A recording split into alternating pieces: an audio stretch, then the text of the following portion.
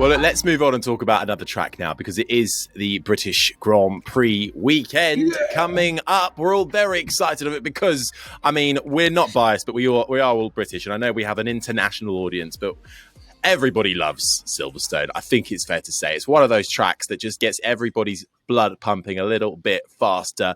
Keith, just take us round Silverstone to begin with. Your thoughts on it, what you're looking forward to this weekend, especially. Of course, you've been there year in, year out. Actually, we haven't been there for the last couple of years, obviously. So it's a return, and I think a long-awaited return as well. It's long and fast. I think that's one, and wide, which from a motorcycle perspective, you can let the thing drift. Actually, I have been around the track recently. Okay. I took a good friend of mine in the back of a transit van in his coffin to do a couple of laps. Oh, yes.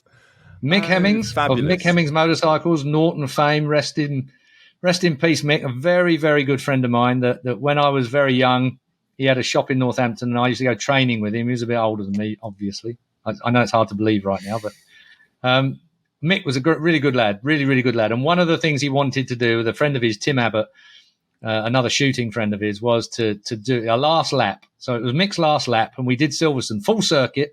Silverstone were wonderful, wow. Really, really helped out. I mean, staff stayed behind after 5 o'clock in the evening on a normal working day to assist us with Mick's last wish. His wife was there with the checkered flag, Angie, and it was just a brilliant hour that we had around the track. And fair play to Silverstone. Sometimes it's a BRDC track. We call it, say it's a bit dispassionate regarding bike people and the like. It's a Formula One track. They're all full of Formula One four-wheel people, da. But Silverstone they do understand racing. They do understand racing people. And to make time out of your long day to assist with someone they didn't really know that well and see him off in such a manner was fantastic. But Silverstone, getting back to the real answer to the question, it's a great racetrack. Racing people love fast corners. They love fast corners. It's, tight, twisty stuff. I know we've got the bloody loop or whatever it's called. Silverstone is a tight left-hander, but the majority of corners at Silverstone, your bum's closed and your teeth are gritted, and that's how you go fast. It's smoothing it through them really, really quick corners. Out of Chapel onto the Hangar Straight, fantastic corner. Down to Stowe, fantastic corner. We're missing the old Abbey that was nearly flat out, even on a 500 back in my day. I obviously have fantastic memories of Silverstone. And I think the contrast between the old days and the new days, really, again, Silverstone sort of epitomizes that in a back in the day, we used the same pits that you're using now. We don't use that bloody silly Formula One wing that you can't get any parking behind because there's not enough room to park all the trucks. That was Bernie bashing Silverstone over the head saying we've got to have this better facility for Formula One. But, of course, it can't be used for anybody else because there's no parking and no room at the back of there. And it's in the middle of nowhere. You've got to travel by bus to get to it from one side of the circuit to the other. The press room is like a bunker. It's got no windows that look out. There's a corridor that runs along the front windows. Instead of it, it's a bunker behind. It's just awful. Anyway, so apart from that, I mean, I love being on the old International Straight. I mean, it's where Silverstone is. The finish line coming out of what was Woodcote. Now it's a slightly different Woodcote, but it's still flat out onto that finish line. And we saw how Rins, just beat Marquez by half a wheel when Marquez got the thing just spinning a little bit. Rins hooked the Suzuki up and won the British Grand Prix on the line. I mean, how many times have we seen that? Go back 40-odd years, Barry Sheen and Kenny Roberts through there when Sheen almost got Kenny at the line. That, incidentally, was my first Grand Prix, 1979. Oh.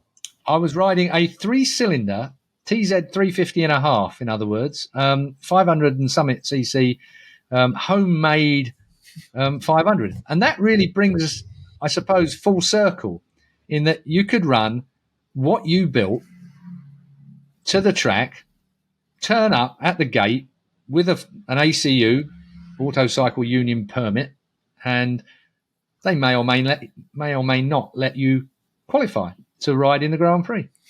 It was a year that George Fogarty got in the way of Barry and Kenny, if you remember. Will Hartog was there. Will Hartog with his bloody toes because he ground them away and his toes were bleeding everywhere down the side of the fairing. He had the weirdest style, Will Hartog. He looked like Mick Grant. He used to sit on the bike. There was no leaning off, hanging off, or anything along those lines to sort of lower the centre of gravity. He just used to lean the thing on the edge of the tire. No chicken strips on Will Hartog's slicks, that's for sure. But it was like amateur hour in Grand Prix back then.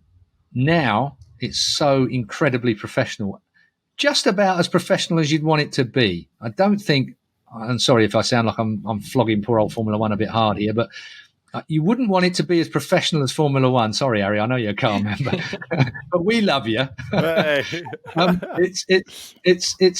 It's not as professional or as difficult as Formula One behind the scenes. I think it's reached that kind of nirvana, motorbikes at the moment, because I think it needs to be difficult to be a professional sport. There should be no gaps. There should be no holes in the rules. There should be nothing that makes our sport look Mickey Mouse in comparison with the likes of Formula One. But I think to go the way that Formula One went underneath Bernie's tenure, I've got to say, I think Formula One has got better since Bernie's been gone. You know, social media, the fact that riders and drivers and the like are able to express themselves more now on social media from the track and stuff like that. Dorna always grasped social media very well, very early on, whereas Formula One was held back, I think, because of Bernie for so many years.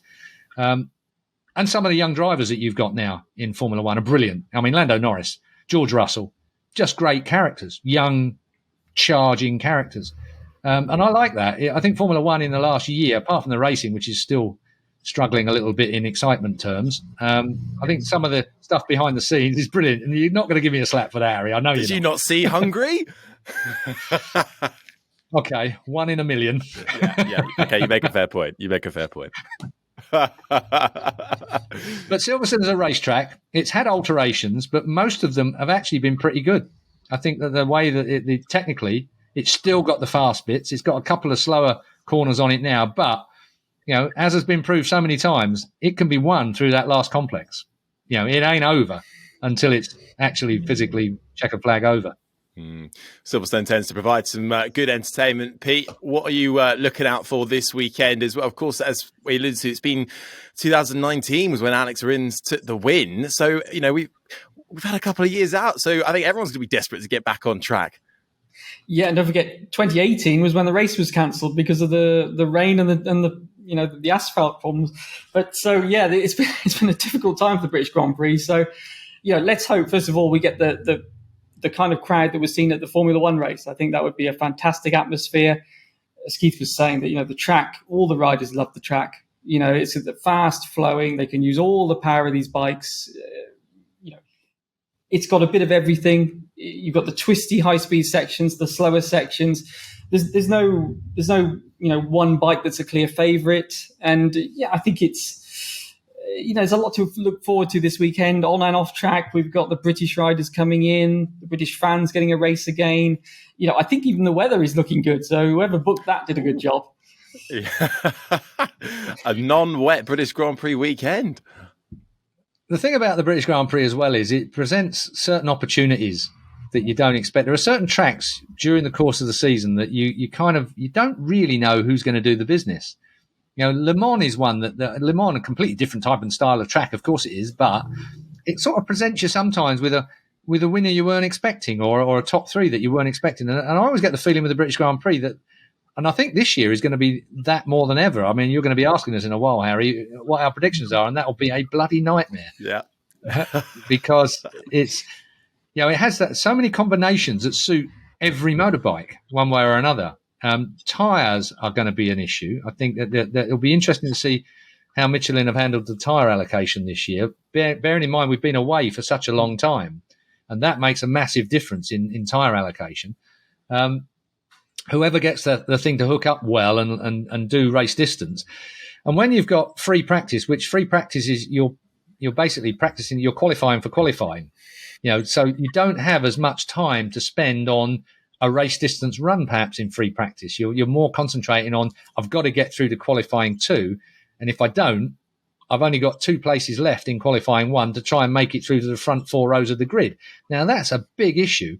And even with the wide open spaces of Silverstone, you need that jump. You need that, you know, 10 metres between each row? Well, if you're on the 5th row, 50 metres further back at the start of things, and then you get caught up at cops, which is often something where you get caught up in someone else that's got you off onto the dirty stuff, way off the track. You suddenly find yourself, miles behind the leader. And if you let the likes of Quartararo or someone like that get into their rhythm, you're done. It's going to be really, really difficult. Ducatis may have an advantage at the top end, but there's no doubt about it. Yamahas have got an advantage everywhere else, Suzuki as well.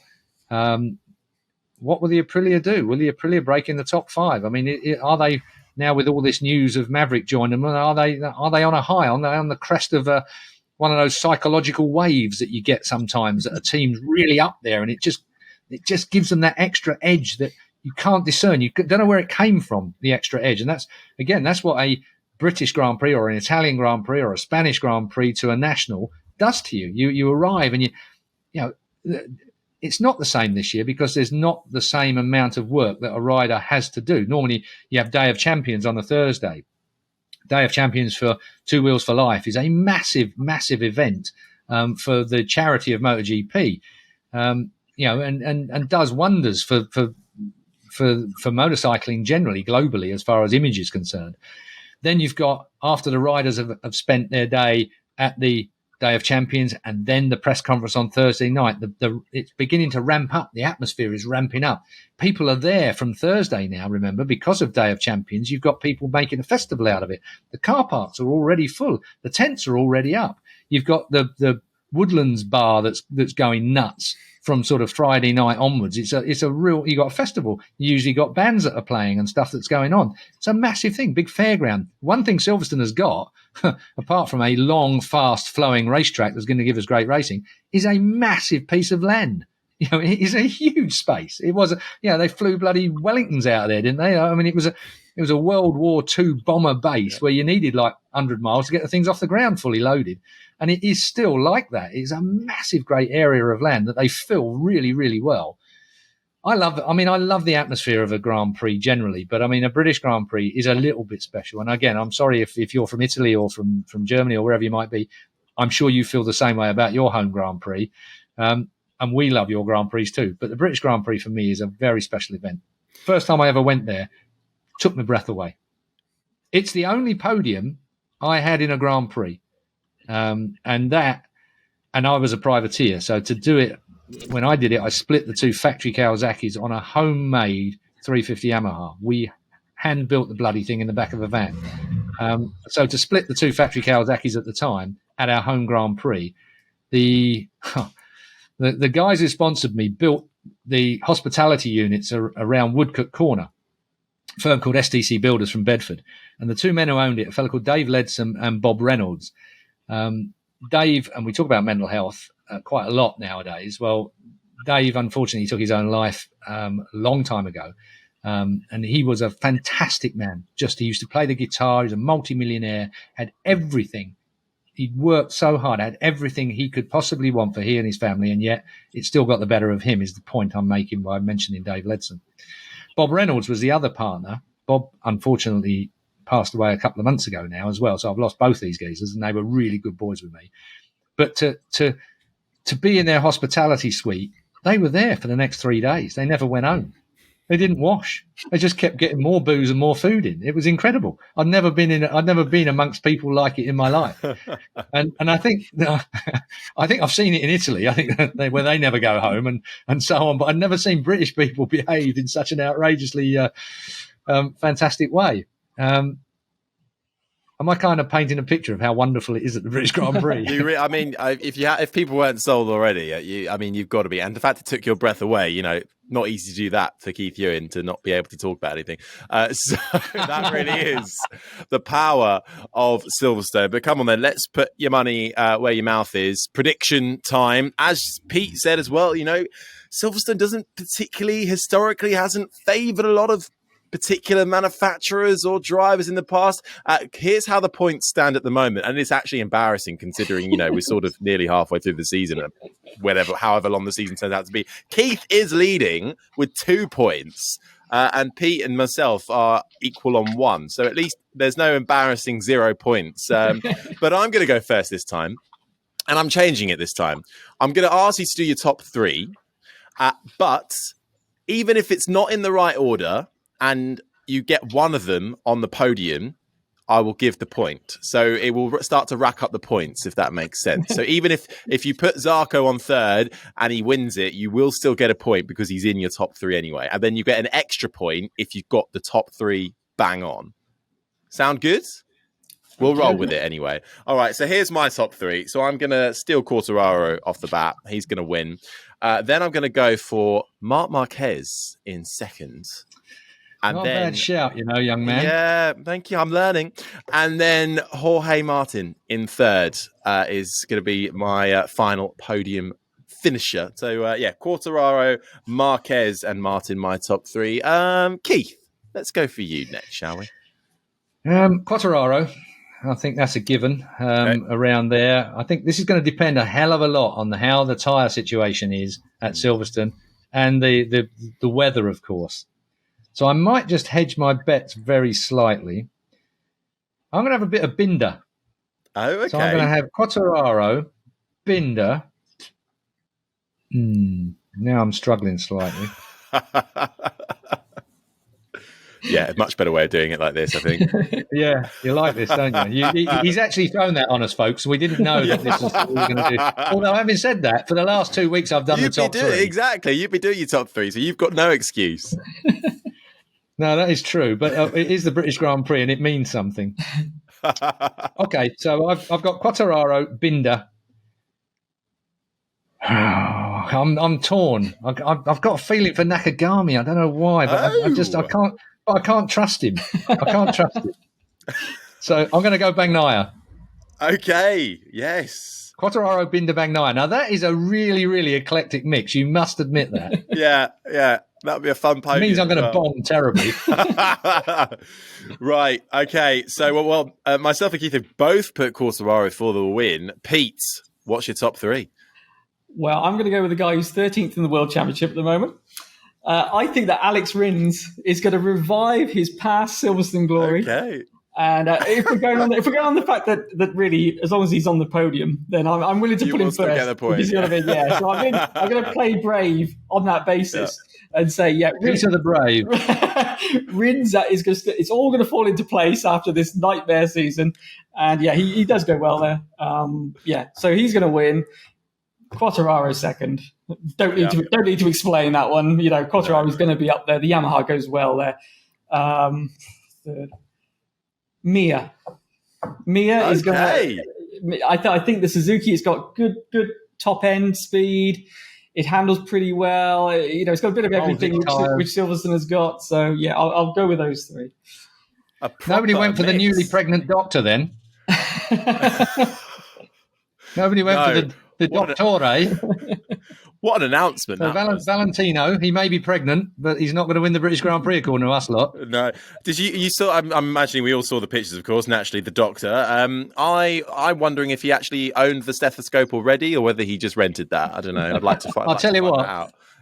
I think he can afford one now, $18 million or whatever it is. He has just been absolutely underlined by his new team sponsor for next year. Yeah. He's got a hell of a costume cupboard now. All right, well, Keith, so Quartararo, Binder, Bagnaia, Pete, Rins, Quartararo, Mir, and then myself, Quartararo, Marc Marquez, and Martin. Oh, well, that is a proper mix. So I think we should at least be getting a few points more on the board after all of that. And that just about takes us to the end of today's show, building up to the British Grand Prix. Of course, we shall return straight after it to digest all of the on-track action. And, well, this is MotoGP in 2021, so there'll probably be some off-traction as well that we'll have to talk about too. Hell of a year for MotoGP to be doing their documentary all about the season as well, which I think is on Amazon Prime sometime next year. So that's going to be a fascinating watch as well. Any questions? Send them in all the usual ways as ever. The comments section on YouTube. You can tweet, Instagram or Facebook us. Just search Crash MotoGP. Make sure you leave a review as well, wherever you get your podcasts, and keep up to date on all the very latest on crash.net. We shall see you right back here next time post British Grand Prix. Until then, bye-bye.